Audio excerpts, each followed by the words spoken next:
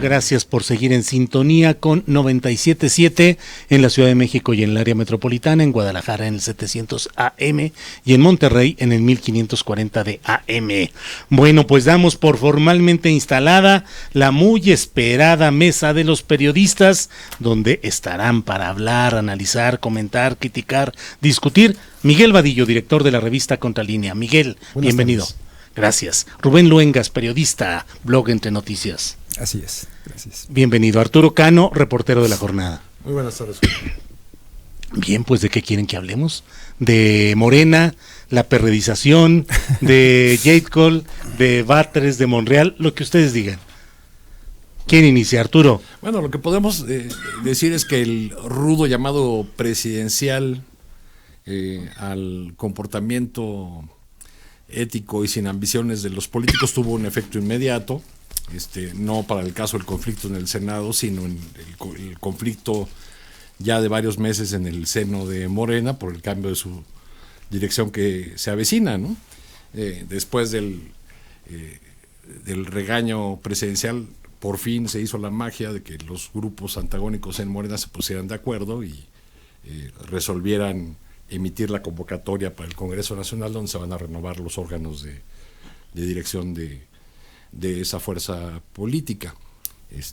Y también el retorno de Leonel Godoy, que parece que era una pieza en la que insistía mucho Jacob Polewski, la dirigente actual, y que irán a la elección con el padrón de 3.1 millones de afiliados, que había sido muy cuestionado por la propia Polewski.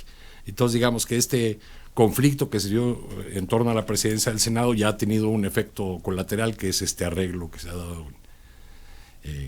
en Morena con miras a su elección interna, aunque todavía nos falta mucho que ver para saber qué tan intensa, ruda, difícil va a ser esta contienda interna. ¿Qué impresión te dan estas primeras luchas preliminares en Morena, Rubén Luengas?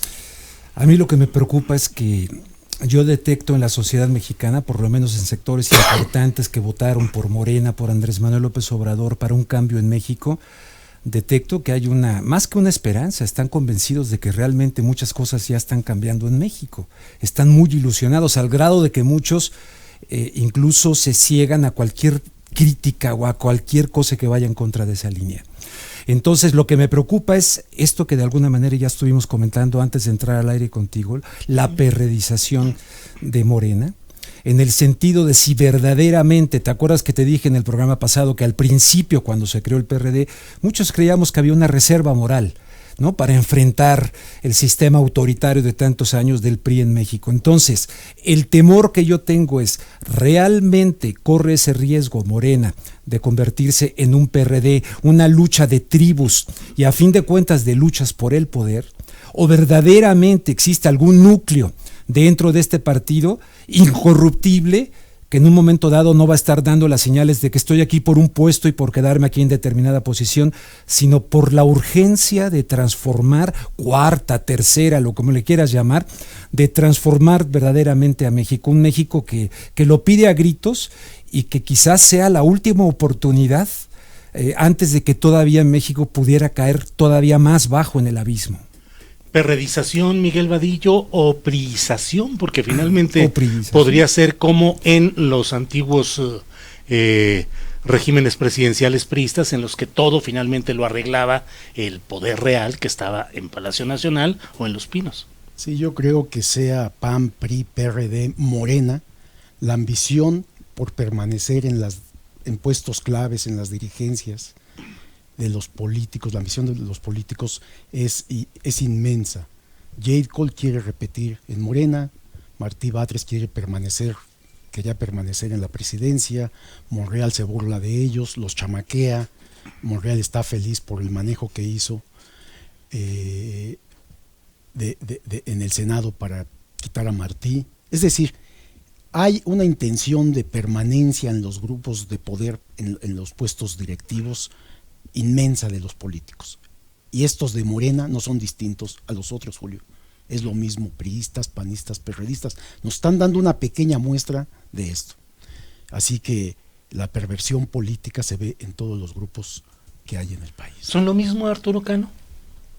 Yo no lo vería tanto así, porque para empezar, en el lenguaje de Martí Batres, más que la respuesta de Ricardo Monreal, estamos viendo o estamos asistiendo a un tono de confrontación que en un esquema de disciplina priista pues yo no me imaginaría, ¿no? Creo que hay sus diferencias, aunque concuerdo en que tienen su ambición que yo considero legítima de mantenerse en una posición, en un cargo, ¿no? Lo que ocurrió en el Senado fue de alguna manera el desenlace natural de un conflicto largamente gestado entre Martí Batres y Monreal. O sea, que desde que se instaló la legislatura había esa distancia, esa confrontación. Martí Batres no llegó a la presidencia del Senado con la bendición de Monreal. Monreal sí llegó con la bendición del jefe del Ejecutivo, que si ustedes recuerdan en aquel momento dijo que no se iba a meter en la elección del coordinador de los diputados, pero que tenía un compromiso con Monreal para apoyarlo para que fuera coordinador en el Senado.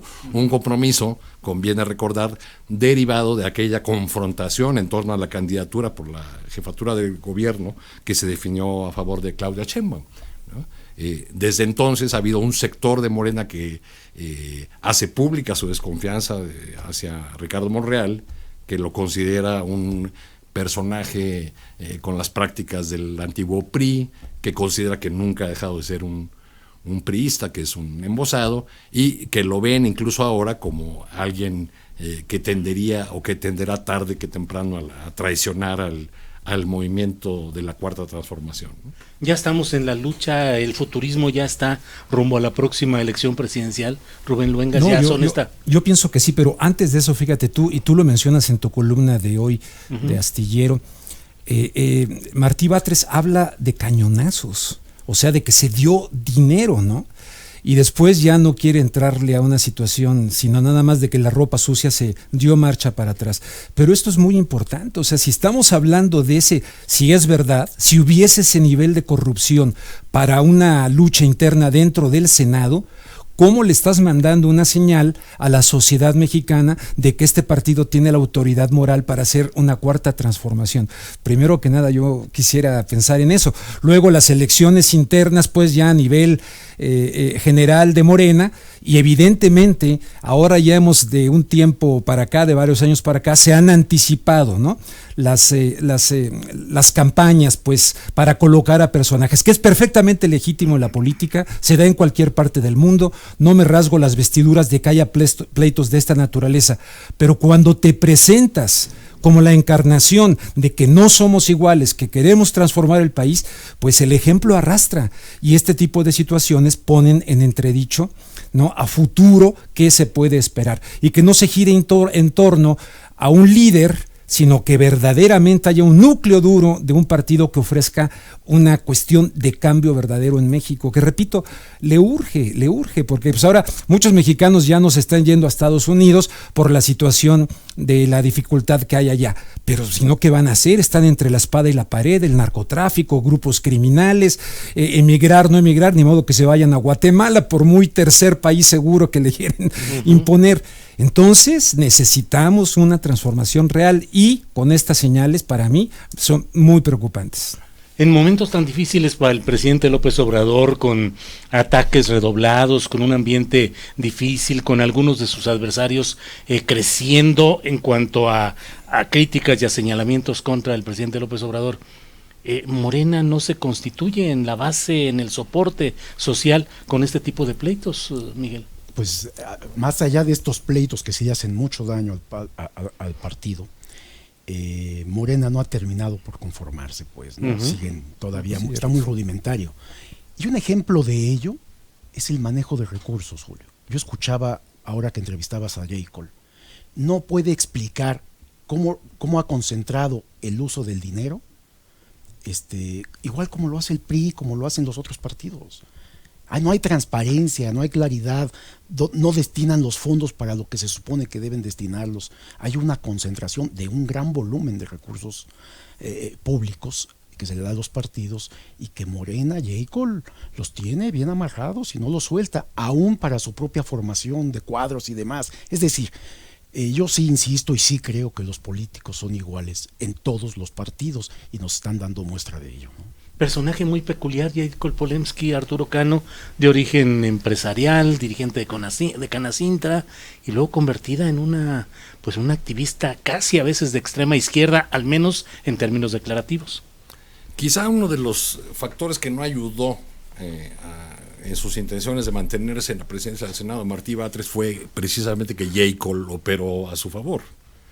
Me cuentan mis fuentes en el Senado que muchos senadores no toleran las formas, los modos de la señora Polemski, que les resulta chocante, que les resulta abrumador, que les resulta difícil aceptar que les quiera imponer, y que pues ella fue la que se encargó de tratar de convencer a muchos de los senadores y le resultó pues contraproducente a Martí. Y cierto, es un personaje muy polémico. Si queremos escuchar críticas contra Jacob y el manejo de los recursos al que te referías, Miguel, por ejemplo, pues no tenemos que recurrir a los adversarios de Morena. O sea, hay morenistas que nos han dado ya, como el documento que firmó Rafael Barajas y otros integrantes del Instituto de Formación Política, donde acusan que, a pesar de ser un acuerdo del Congreso Nacional del partido, pues nunca les entregaron los recursos para que se suponía que serían cuantiosos, ¿no?, para ese Instituto de Formación, porque esa fue el acuerdo del Congreso morenista fue que iban a dedicar grandes esfuerzos y recursos a la formación de sus cuadros. Un cuadro muy complicado en muchos aspectos. Rubén Luengas, entre otros, este enredo que se ha dado respecto a las autodefensas, con las declaraciones de Olga Sánchez Cordero y este anuncio de que puede haber negociaciones o diálogo con grupos armados, que en principio, por la manera como lo dijo Olga Sánchez Cordero, parecía referirse a grupos del crimen organizado, pero en el fondo pues la violencia desatada y pocos planes que se vean que realmente puedan funcionar. Bueno, te adelanto que Miguel tiene información de primera mano respecto al estado de Guerrero, pero en términos generales lo que sí te puedo yo decir es lo que te dijo Hipólito Mora. Venía yo en el coche y te venía yo escuchando. Y sí, le metí muy duro al tema de Michoacán en su momento, desde Los Ángeles, California. Y es cierto que absolutamente no es que estén las autodefensas y ya como tal. Sí hay autodefensas que son legítimas, que además no les puedes pedir todavía, sobre todo, ya lo platicamos ahorita antes de entrar aquí, en Guerrero, pero también en Michoacán, que no les puedes decir, a ver, desármate, porque evidentemente siguen ocurriendo secuestros, asesinatos, violaciones, etcétera. Entonces, en esa negociación, ¿qué es lo que ofreces a cambio para preservar la seguridad de personas que optaron por Fuente Ovejuna, por decir, yo me tomo aquí mi defensa en mis manos? Entonces, luego ahí hubo claramente también infiltración de autodefensas legítimas que fueron infiltradas por personas del narcotráfico. Entonces, un diálogo no creo que vaya a resultar suficiente con crimen organizado. Pero evidentemente el Estado mexicano tiene que dar la cara a eso, pero tiene que garantizar y ofrecer, no sé si con la Guardia Nacional o de qué manera, pero tiene que garantizar la seguridad de las personas. El telón de fondo, en mi opinión, de este asunto es un Estado en fuga, históricamente en fuga, del neoliberalismo que se empezó a encargar de hacer negocios, acceder al poder ya sea federal, gobiernos estatales, policías, etcétera, para llenarse las bolsas de dinero, abandonar a la sociedad mexicana a su suerte, y por lo tanto muchos mexicanos captan eso y tratan de autodefenderse en zonas donde el Estado mexicano dejó de existir. Pero, en fin, hubo una confusión. Ellos dicen que son autodefensas, pero cuidado con el término autodefensas, porque sí también hay crimen organizado que se dice ser autodefensa. Hubo un error derivado de que temas tan sensibles y tan importantes se quieran tratar en una declaración banquetera, ¿no? Exacto. Yo creo que ese fue el error de la titular. Y además de la decir, no puedo decir los Gobernación. nombres, en fin. En todo caso, convocar una conferencia de prensa y especificar lo que se puede decir. Es que el tema lo valía, era un tema sumamente delicado. El tema lo valía. No se puede tratar de esa manera un tema tan... Porque tan está en delicado. peligro la vida de personas, de familias, ¿no? Y debemos recordar que este tema de hablar con todos para pacificar el país fue algo que dijo el López Obrador candidato, ¿no? Cuando en aquellos tiempos que hablaba de perdón y luego ya ganador de la elección, cuando participó en algunos foros, estuvo hablando de este tema de que había que hablar con todos, había que acercar.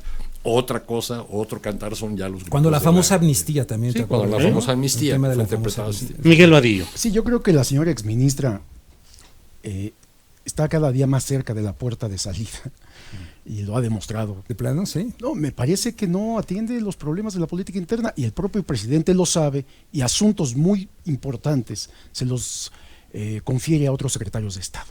Eso es evidente. Como el de migración, ¿no? Sí, que lo es tiene, uno de ellos, ¿no? Que lo tiene Marcelo Ebrard. Era auténticamente para que ella lo atendiera. Ese y otros, son varios. Pero bueno, yo les quiero dar unos datos duros sobre esto que estaba comentando Rubén. En torno a la montaña de Guerrero, el reportero Sósimo Camacho, que es el que ha entrado de Contralínea, que ha entrado a la montaña en varias ocasiones, trae datos hoy mismo que me acaba de proporcionar y dice, son más de 30 grupos armados en Guerrero. Uh-huh. Las policías comunitarias y autodefensas son 18, con las que estaría negociando el gobierno federal. Esto que no pudo decir la secretaria, uh-huh. Hay 18 con las que sí está negociando el gobierno federal. Uh-huh. Además, habría 12 grupos armados que no aceptan la negociación. Además, hay 6 guerrillas, 5 cárteles, bandas locales y traficantes de madera. Son datos de hoy mismo. ¿Cómo le pides la autoridad misma, el gobierno federal, desarmar a todas estas comunidades? Que además están bien armadas, traen rifles de alto poder, AK, R-15, otro tipo de armamento. Cuando el crimen organizado, las bandas están entrando a las poblaciones, como decía Rubén, secuestran, matan, violan y desplazan a las poblaciones enteras. Entonces ellos mismos han creado sus propias áreas de protección legítimas. Y hay enfrentamientos con los grupos armados que nadie reporta y nadie conoce. Hay muertos que no están en la clasificación de asesinados en el país, en la montaña de Guerrero. Yo creo que es la zona en este momento más conflictiva que hay, y hay un motivo, la amapola, ¿no? El narcotráfico. Es la ruta perfecta de la siembra, del trasiego, de la transportación de esta hermosa flor que es la amapola y que está siendo utilizada para la droga, ¿no? Entonces hay motivo de esto. Yo creo que es un grave problema que tendrían que ponerle más atención porque no hay Guardia Nacional, no hay Ejército, no hay Marina. Ya no hablemos. Un estado en fuga. Ahí. Ya no hablemos. Tierra de nadie. Tierra de nadie. Ya no hablemos de policía estatal o municipal. Esos tienen miedo de entrar literalmente. Uh-huh. O simplemente están cooptados o trabajan para el crimen organizado. El obispo Raúl Vera sabe mucho de eso, pues fue obispo de ahí de Altamirano y de toda esa zona, ¿no? Muy conflictivo. Muy conflictivo, sí. Política, dinero y crimen, Arturo Cano. Política, partidos, financiamiento y los problemas que suscitan. ¿Estás hablando de Michoacán o qué? No nada más de ahí, no nada más de ahí. Eso está en todos lados. Ciertamente lo que dice Miguel sobre Guerrero es un estado, yo creo que los más difíciles actualmente, donde la injusticia, la impunidad, la matazón ha continuado sin que se solucione nada. Algunos enfrentamientos que se llegan a dar, de los que se enteran reporteros locales y que a veces se aventuran a subir a la sierra y eso con mucho riesgo para ellos. Ya en varias ocasiones han sido asaltados o baleadas las caravanas de los colegas reporteros, pero han dado cuenta de esta situación en la que han tenido que ser orillados los pueblos. En Guerrero y en algunas partes de Michoacán ha habido algunos pequeños grupos de autodefensa que verdaderamente lo son, o sea, es decir, que son un resultado del hartazgo de la gente, que son una decisión comunitaria. Por ejemplo, en el caso de la crack de Guerrero, ahí en Tixtla y en la zona de la Costa Chica. En el caso de Michoacán, sobre todo el caso de Cherán y el caso de Ostula, ¿no? Donde la propia asamblea de los comuneros es la que elige a su policía comunitaria. Pero en general se ha dado otro fenómeno cuya expresión más terrible vimos hace pocos años en el caso de Michoacán, con la irrupción de las autodefensas y luego la respuesta del gobierno de Peña Nieto, que fue primero dejarlos abandonados casi todo un año, todo el 2013, y luego entrar con una comisión de pacificación que encabezó Alfredo Castillo, para tratar de institucionalizar lo que llamaban autodefensas. Ya para esas fechas, las tales autodefensas están más mezcladas más intervenidas por el crimen organizado que nada, ¿no? Porque los propios líderes de la autodefensa original en los primeros meses, digamos, hubo algo que los sacerdotes de la región llaman la primavera de los pueblos, que fue efectivamente una revuelta de la gente porque estaba harta de pagar cuotas hasta por las tortillas a los templarios y que se alzó en armas. Pero rápidamente los líderes de las autodefensas, muy abusados, empezaron a vender perdones, ¿no? Y entonces aquello ya, cuando a mí me tocó estar en Michoacán en el 2014, me tocó ver a los mandos de la Policía Federal departiendo alegremente en restaurantes con los jefes de un grupo que ahora es el muy perseguido, de los Viagras, ¿no? Que son los hermanos Santana. Comiendo juntos. Sí, comían juntos. Lo es que no solo en la jornada. Sí, no solamente era digamos que dialogaran con estos grupos, era que los utilizaron. Estos grupos fueron los que subían a los helicópteros de la Marina y los llevaban a las montañas en Michoacán para buscar a la Tuta, para buscar a el Chayo. ¿Quiénes eran estos grupos? ¿No? Aquí una colaboradora de Alfredo Castillo escribió y publicó un libro que fue el comisionado de Peña Nieto para el caso de Michoacán, ¿no? Escribió un libro en el que pues presenta datos sobre las autodefensas, porque a ella le correspondía hacer los estudios psicológicos y determinar si podían entrar o no a la fuerza rural. Entonces, por ejemplo, en el estudio que hizo al azar de un grupo de integrantes de la autodefensa que operaba en el municipio de Apatzingán, primero nos informa que el líder, en este libro que se llama Vamos topando autodefensas de Michoacán, escrito por Emilce Arrué, se dice que el líder de las autodefensas, o sea, el que subían a los helicópteros del ejército mexicano, de la Marina, era el gordo de los Viagras, sus hermanos y el comandante 5.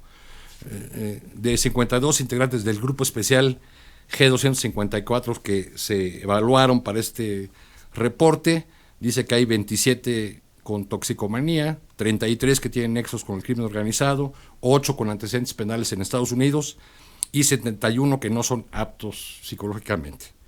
El nivel de educación de todo este grupo, que era el grupo más bragado de las autodefensas, el que mejor armado, que iba de la mano con la Policía Federal en los operativos, 76.9 tenía la primaria trunca.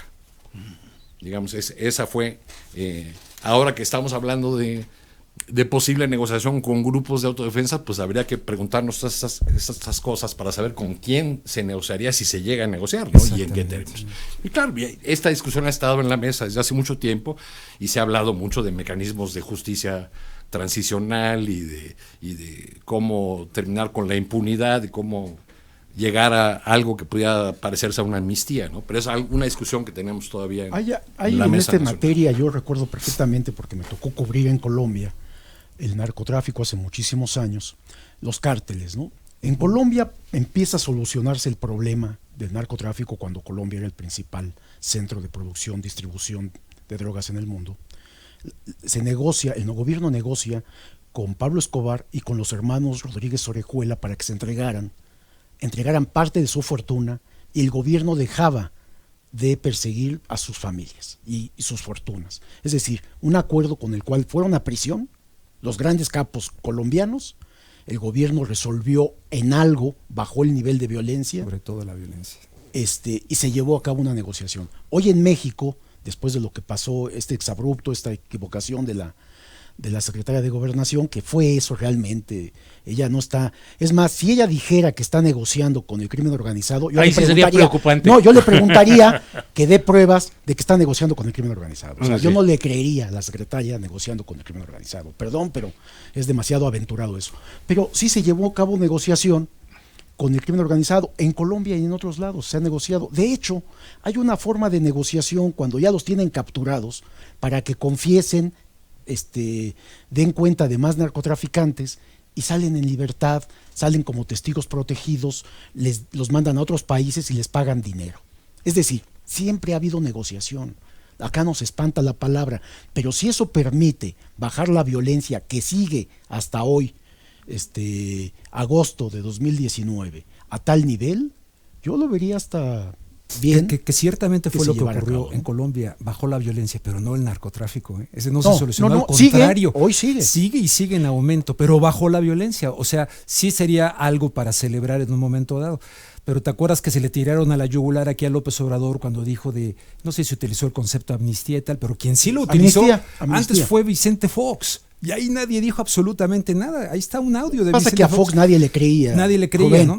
Pero vino esa propuesta. En un momento dado, si se logra negociar algo así y se baja la violencia, deja de morir gente, pues habría que reflexionarlo. Hoy mismo, No, vimos al presidente muy suavecito para desmentir que no hay una intención de Bueno, dijo que no hay negociación. No dijo que no hay, pero sí, muy suave, no fue tan contundente en este sentido, ¿no? Pero sí no se está negociando. Bueno, hay algunas... Estados Unidos negocian. Algunas voces en la oposición se escandalizan con la sola idea de una posible negociación, ¿no? Pero recientemente el colega Álvaro Delgado nos acaba de recordar que Calderón envió al general María Acosta Chaparro, un verdadero criminal que debía muchos asesinatos en el estado de Guerrero, lo envió a negociar con el crimen organizado en torno al secuestro de Diego Fernández de Ceballos. No, y poco después mataron a este general. La reunión de Carpizo en la la oficina del nuncio, con los Arellano Félix, ¿o qué es eso? No, pues es negociación pura. Bueno, pero entonces, ¿qué, Rubén Luengas? ¿Sería correcto y necesario que hubiera un diálogo de las autoridades del gobierno federal con los grupos del crimen organizado para tratar de llegar a acuerdos? Mira, qué pregunta. Para empezar, a los tres, váyanle pensando. Te vuelvo a comentar lo que te comenté la vez pasada. Poner la frontera de la política y el crimen organizado, porque decir que políticos no están metidos en el crimen organizado es como decir que Mickey Mouse no está metido en Disneylandia. Entonces, siempre ha habido participación en la política del crimen organizado, y de hecho gran parte de la política es crimen superorganizado. Entonces, ¿que tiene que haber diálogo? Sí. Hay personas que en Estados Unidos han tenido perfectamente bien detectadas en diferentes países y les han dicho, tú vas a hacer lo que nosotros necesitamos y vas a votar, si eres legislador, en lo que nosotros te pedimos. De lo contrario, mira, aquí está tu expediente. ¿Tú crees que eso no pasa en México? Me canso, ganso. ¿Qué pasa en México? Debe haber... Estamos a un paso. ¿No? Se ha avanzado mucho en esto de la legalización. Sí. Me parece que es necesaria, ¿no? ¿Qué va a pasar bueno, sí. una vez que se legalice consumo de marihuana, consumo de cocaína y algunas otras sustancias graves, inclusive, ¿no? Más graves que estas que estoy mencionando? Nos acercamos a esa industria. Tenemos un expresidente con unas ganas de sembrar marihuana, incontenible. Realmente, si logra disminuir la violencia, siguen habiendo muertos, secuestros, desplazamientos, el crimen organizado, por la industria que esto significa en México y en el mundo, no hay forma de que se baje.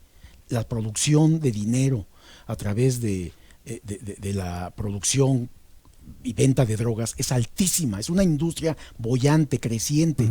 El principal mercado, que como todos sabemos, los gringos siguen consumiendo y siguen matándose entre ellos por esto, lo demuestra, de tal manera que sí es una medida que podría darse, ¿no? O sea, a mí no me espanta, pues, yo considero que el presidente ha dicho, vamos a analizar todas las posibilidades. Me parece que va por el camino correcto, porque no es mediante la confrontación armada, como lo hizo Calderón, que se resuelve un problema de esta naturaleza. Tiene base social, tiene...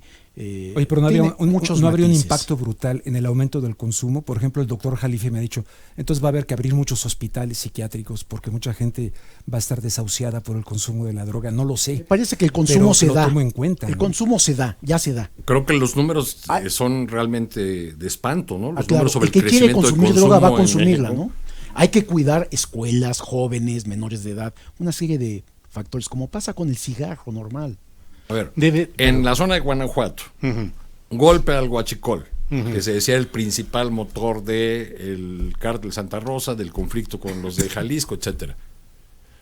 Acaban con el huachicol o le ponen un golpe muy duro y la violencia sigue. La matazón sigue en Salamanca, en Celaya, en todos esos municipios. ¿Cuál es la razón? El control del trasiego, por un lado, pero también el mercado de consumo local que ya existe. O sea, han vuelto a los jóvenes adictos al cristal, una droga súper... Exactamente, sí. Una droga terrible, digamos, ¿no? Mucho más terrible que... Entonces, tendría que ser una combinación de elementos que incluyen, por supuesto, avanzar en la legalización y en políticas de prevención, que se ha hablado mucho, y por otro lado, terminar no sé si dialogar con el crimen organizado, yo creo que no, pero sí terminar o hacer todo el esfuerzo institucional para terminar, y voy a usar un término que escuché en Michoacán, con el crimen administrado. No, porque no es crimen organizado, no es el crimen administrado. Lo podemos ver muy claro en casos como Nayarit, ¿no? Pues con la detención del fiscal de Nayarit y el gobernador, pues quedó claro que era crimen administrado, sí, ¿no? Administrado desde las esferas Gary del poder. Webb, ¿le suena Gary Webb? Un periodista estadounidense del periódico San José Mercury News. Gary Webb documentó perfectamente toda la cuestión de las drogas en el escándalo Irán-Contras, documentó perfectamente cómo la misma CIA, en fin, estaban distribuyendo la droga para drogar en zonas de Los Ángeles, California, de mexicanos, de afroamericanos, en fin. Iba tremendamente avanzado. ¿No? Peor que le costó la carrera. El tipo empezó a documentar todo eso. Le celebraron los medios y después le echaron un montón en nado sincronizado. Lo empezaron a asediar, a desprestigiar. Y resulta que de repente lo encuentran suicidado en su cuarto de hotel. Gary Webb. Hay una película que se acaba de hacer, pero documentó, el libro se llama Dark Alliance, Alianza Oscura, pero empiezan a salir ahí personajes de la política, porque mucha gente cree que en Estados Unidos nada más es el consumo, y no es así. Hay narcotraficantes en Estados Unidos, y lo utilizan desde instancias... Y la política mexicana ha sido una alianza oscura permanente. En donde hay gobernadores, exgobernadores o gobernadores actuales, y ha habido presidentes beneficiados con dinero del narcotráfico. Absolutamente, ¿no? En todos los niveles. Y metido en la cuestión electoral y partidista, Arturo Cano. Claro. Sí, yo creo que hay muchas evidencias de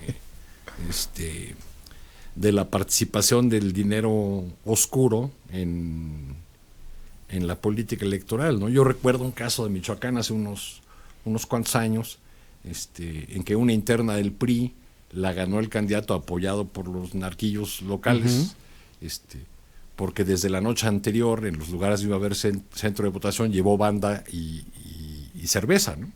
Entonces ya tenía garantizado ahí todo el respaldo. Alguna vez el empresario Andrade, esto me lo contó el dirigente del PRD en Sinaloa por aquellos años, un empresario, Rolando Andrade, acusado de la desaparición de 3 jóvenes que habían ido a una fiesta a su casa. En la época de Toledo Corro.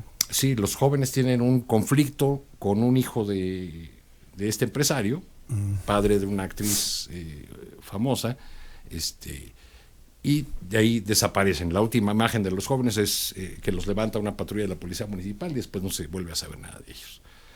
Muchos años después, el caso sigue, empiezan a señalar a este hombre, la familia insiste, hasta que un día, y esto me lo cuenta un dirigente del PRD estatal, se acerca al empresario y le dice: yo te pago toda la campaña de todo tu partido si me haces diputado federal, porque yo necesito fuero. Y como esos casos hay, como ese caso hay cientos. Lo último, ¿no? La famosa Chapo diputada, ¿no?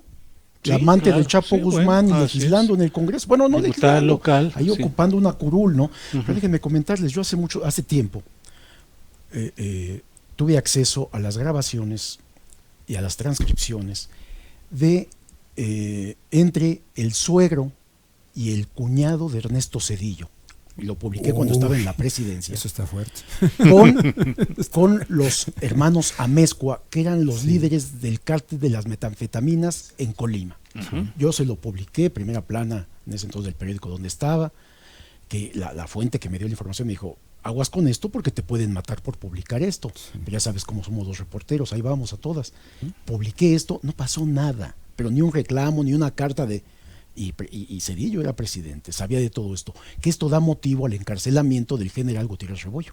Él fue el que tuvo las grabaciones. Cuya hija me buscó cuando yo era corresponsal de Telemundo aquí y me ofreció ir a entrevistar a los militares que trabajaron con su papá, y ahí fuimos. Fue ya murió René de Reuters, alguien de La Jornada. El de La Jornada no publicó nada, el de Reuters sí publicó, y yo con mi nombre, el único.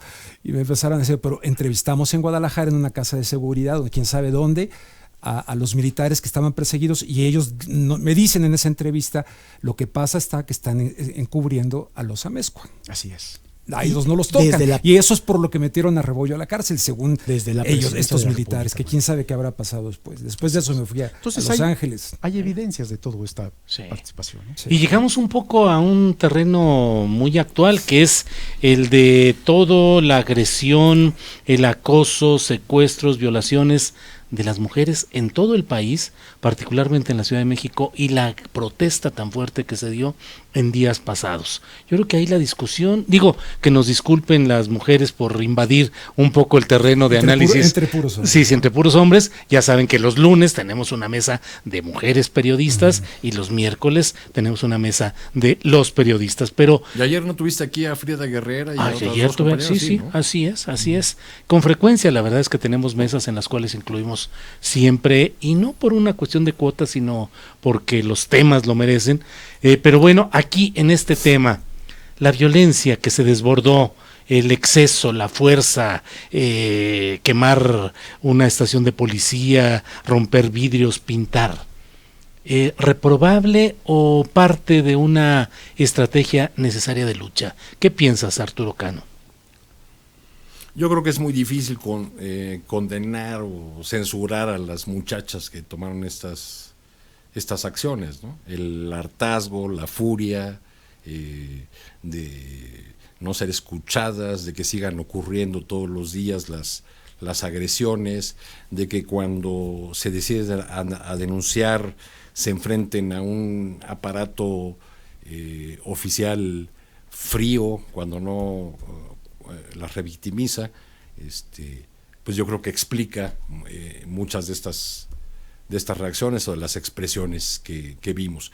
Yo creo que son una minoría, con todo, o sea que es solo algunos pequeños grupos. No diría que fueron puros provocadores, porque hay grupos de muchachas feministas que consideran que es una acción legítima y que les parece que ejercer su derecho a la protesta de esta manera es lo que realmente les permite lograr respuestas, lograr visibilidad.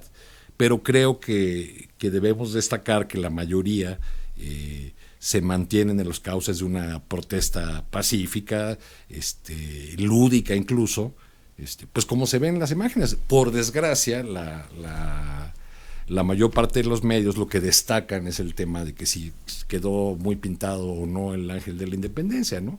Lo mismo pasaba cuando cubríamos a los muchachos de Ayotzinapa, por ejemplo, haciendo sus protestas. Los profesores. Me tocó estar en Chilpancingo en una ocasión que bajaron los padres de familia de los muchachos del camión y se pararon en una filita a ver, y en eso llegaron los jóvenes estudiantes de Ayotzinapa con la intención de prenderle fuego al Congreso, y los padres de familia nada más veían, ¿no? Uh-huh. ¿Qué les decía uno de esos padres de familia? No, pare a los muchachos, díganles que no hagan eso. Cuando había estado uno cubriendo durante semanas el dolor, la angustia, las respuestas de esos padres que le decían a uno ya cuando quería platicar más a fondo con ellos: ¿y de qué sirve que yo le platique algo más? ¿Eso me va a devolver a mi hijo? Pues es muy difícil decirles algo, ¿no? Cuando están viendo esa reacción. Rubén, ¿qué opinión tienes sobre este tema? Ay, Dios mío. Yo como reportero en México, como periodista, en tantas protestas a lo largo de tantos años y en diferentes partes de la geografía mexicana, pude corroborar muchísimas veces infiltración de personas que querían desviar el mensaje de determinadas protestas, que terminaran justamente en violencia para reventarlas, y sabiendo justamente el apetito de los medios de comunicación, que ante el espectáculo noticioso de la violencia lo que va a privilegiar es eso, y que evidentemente eso va a ser utilizado por quienes están en contra de esos grupos y va a eclipsar la legítima queja, y creo que en este caso es obvio que fue infiltrada. Me parece evidente en el caso del tipo que por cierto ya fue apresado, el Chupas, sí, que le da el tremendo golpe a este reportero, incluso de mujeres que golpearon a mujeres. Entonces yo diría, la utilización de la violencia de esta manera, que no es la toma de la Bastilla, no la revolución y ya nos vamos. Además hay un caso que es el que lo cataliza, de esta menor, que está todavía muy en entredicho. ¿Qué pasó? Hay muchas contradicciones. Eso, por favor, que no me malinterpreten.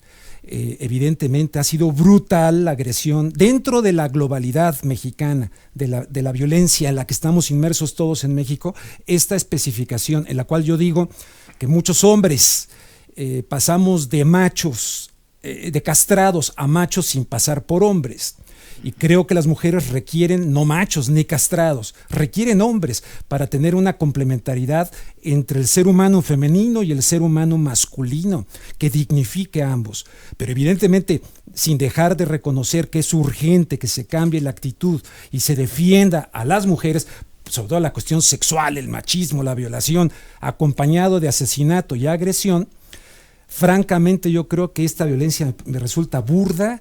Estoy de acuerdo con López Obrador, ¿qué tiene que ver ir a pintar ahí el ángel y tal, aunque lo haya hecho Porfirio Díaz? Me parece burda, creo que le dañan a su propia causa, creo que pueden elegir otros métodos, tal vez menos enojados, más inteligentes para poderlo hacer y llamar verdaderamente la atención sobre el punto cuando central. Cuando bailé, cuando canté, cuando saqué mi cartelito nadie me hizo caso, es lo que dicen las Pero muchachas. Pero aquí tampoco, mira, ¿no? de hecho en mi canal de YouTube, el 90% de las mujeres que se han pronunciado, entrevisté a esta chica que escribió el libro de los feminicidios. Frida Guerrera. No, ay Dios mío. Lidia Carrión. Exactamente, Carrión, ¿no? del Estado de México. de agua. De la fosa de agua, ¿no? La entrevisté sobre este tema antier. Y el 80% de las mujeres se le fueron encima porque dice, estás justificando la violencia de estas femininazis. Bueno, fue tremendo la discusión entre las mujeres. Miguel. Yo creo que cuando están matándolas, violándolas, secuestrándolas, acosándolas, y ellas hacen una protesta de esta naturaleza y nos espanta, nos sorprende, decimos, no puede, hay más cauces. Me parece que estamos en un error, mano. Yo estoy totalmente de acuerdo. Me parece que cuando hay un funcionario encargado del orden público y le cae diamantina y por ese motivo se mete y dice, no hay condiciones para negociar, como si fuera un asunto político, mano. Creo que hay un error brutal, ¿no? Me parece que Claudia Sheinbaum, con todo su grupo, no han entendido, y fíjate que es la capital del país, es lo más grave. Saben lo que pasa en los estados donde la brutalidad, el acoso, la violencia contra las mujeres es mayor. Aquí por la visibilidad. Pero ¿no te parece Ahora, que tuvieron que entender a fuerza? Pero tuvieron que tenemos entender, o sea, medios, rectificaron y se reunieron. Esto que hablaba Rubén, son medios machistas, man. Los medios son machistas en los medios de comunicación. Hay un lenguaje machista que sataniza, criminaliza la protesta cuando se trata de mujeres. ¿Pero tú crees que esta violencia fue generada realmente por el núcleo mayoritario de las mujeres? No es mayoritario. Pues no. Yo también creo que la mayoría no tiene esta conducta. No tiene esa conducta. Pero si la tuvieran todas, estarían en su derecho, Rubén. Es a lo que me refiero. Realmente hay infiltrados. Eso sí, hay que detenerlos a estos infiltrados. Una cosa infiltrada. Sí, y hubo quisieron esto. que quedara la violencia. Pero sí hay mujeres muy enojadas, Rubén, porque hay la violencia histórica ha doblegado, ha socavado la dignidad de las mujeres. No, sí, eso entonces, de eso sorprenderme por lo que pasó, Claudia Sheinbaum tenía que haber dejado el ángel por lo menos hasta fin de año pintado así, porque es una forma de protesta de la violencia de los hombres contra las mujeres. Se da en el centro laboral, se da en las escuelas, se da en el metro, se da en todas las áreas de la sociedad, en la familia. Pero ¿qué te pareció la reacción de las autoridades? Prácticamente no metieron las manos. Si quieren, denle. En Estados Unidos, híjole, mano, por la causa que tú quieras. Pero hablamos de sociedades distintas. Esa sí es represión. Allá llegan con los caballos y en Europa les dan. Aquí fueron súper tolerantes ante esta situación. Pero el gobierno de Claudia Sheinbaum estaba frente al peor de los mundos. Sí. No sacas a la policía, blandengue, mira cómo dejaron los monumentos históricos, mira todos los destroces, no hay gobierno. Y si hubieran saca actuado la policía represores, ¿cuál gobierno de izquierda? Bla, bla, pues era complicado. Creo que lo que hizo al final, después de dos comunicados que fueron muy desafortunados, fue correcto, que fue rectificar, reconocer el error, promover estas reuniones y establecer acuerdos con grupos representativos de las mujeres que se están movilizando. A partir de del entendido de que hay nuevas voces, que es un movimiento que tiene nuevas voces, de que es gente que no representa a las organizaciones feministas que tienen más tiempo en existencia, sino que hay... Has dicho algo muy importante, porque hay diferentes tipos de feminismo. Dentro de los mismos grupos feministas no están totalmente de acuerdo. Está el feminismo radical, ¿no? Está el feminismo que separatistas, que sí, lo ve como enemigo al hombre.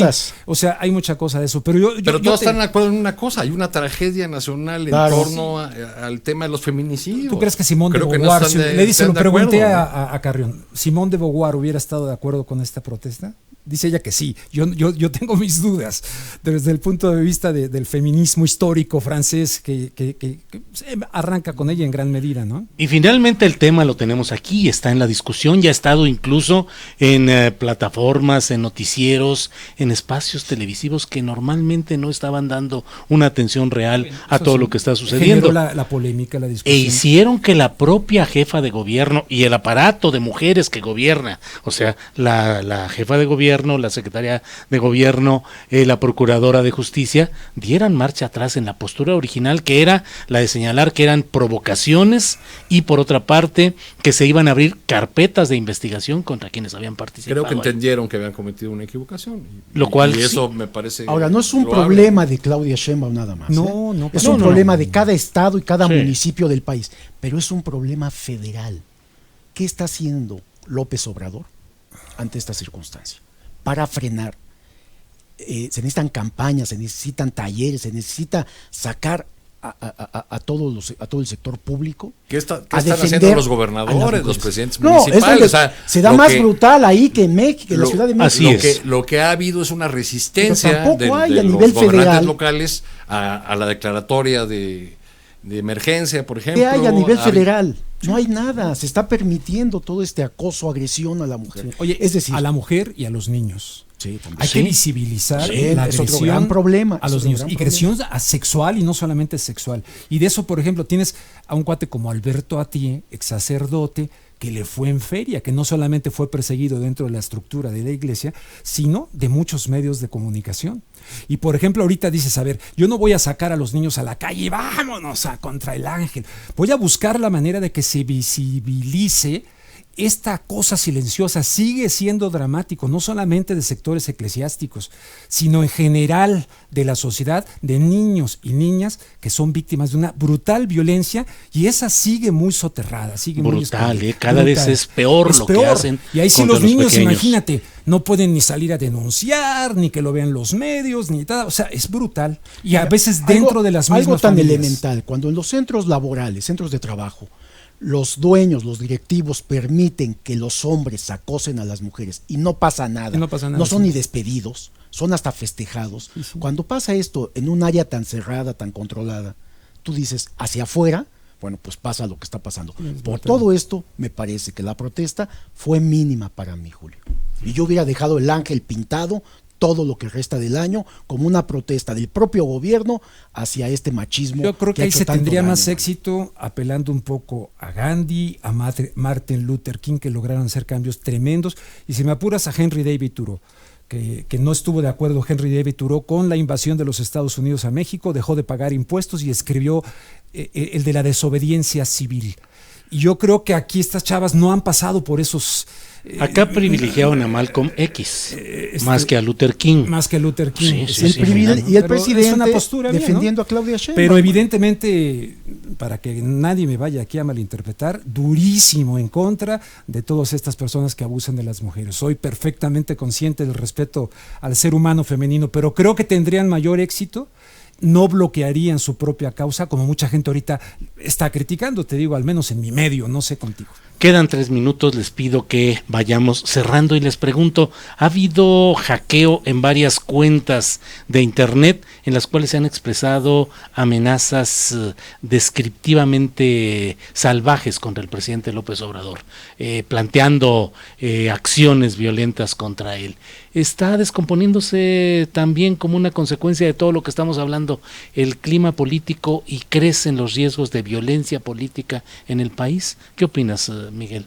Sí, me parece que esta polarización, que también en parte es generada desde Palacio Nacional, llamando de todo tipo a los a los contrarios, a los opositores, a los adversarios, como dice el presidente, y también estos grupos radicales de ultraderecha que están instalados en cámaras privadas de empresarios y de otras áreas, ¿no?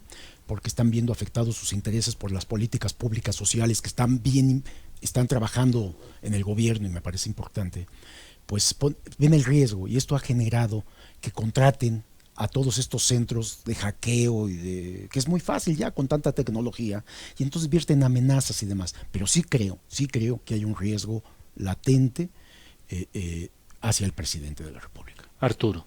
Creo que el riesgo existe y que del lado del gobierno han tardado en movilizar también sus fuerzas, en hacer una política de calle para apoyar sus políticas. Creo que no tardaremos en verlo porque... Al obradorismo en la calle. Al obradorismo en la calle, ¿no? Manifestándose y defendiendo sus políticas. Defendiendo sus políticas, todo, como es esperable, ¿no? Claro. De cualquier claro. gobierno, ¿no? Te toca cerrar, Rubén Luengas, por favor. No dudo para nada también que esta violencia haya tenido un tinte político, sin duda. Demostrar, ya ven, el gobierno de la ciudad, López Obrador, ¿cuál cambio? Miren, hay violencia, o hay caos, pintan reforma, y la gente tiene la percepción de caos, ¿no? También creo que se pudo haber utilizado políticamente. Y de que le quieren serruchar el piso a López Obrador, independientemente de que siempre te he dicho, hay que ejercer la crítica. Una sociedad sana no puede, si quiere ser sana, no puede renunciar a la crítica, dijo Octavio Paz eso al entrar en 1967 al Colegio Nacional. Pero de que le quieren los mismos grupos de derecha, tanto internos como externos, como decía López Mateos, a ver qué dice, le decía al presidente del Senado, pues a ver qué dicen allá también, pero de que le quieren serruchar el piso en la medida que evidentemente su gobierno sí afecta intereses, pues lo quieren hacer desde antes de que llegara, pues lo van a seguir haciendo también ahora en el poder. Bueno, pues se nos ha acabado el tiempo, les agradecemos a ustedes la paciencia, la disposición, la participación y desde luego a quienes nos han escuchado. Miguel Vadillo, muchas gracias. Gracias a ustedes, buenas tardes. Arturo Cano, gracias. Muchas gracias, Julio. Rubén Luengas, gracias. Estimado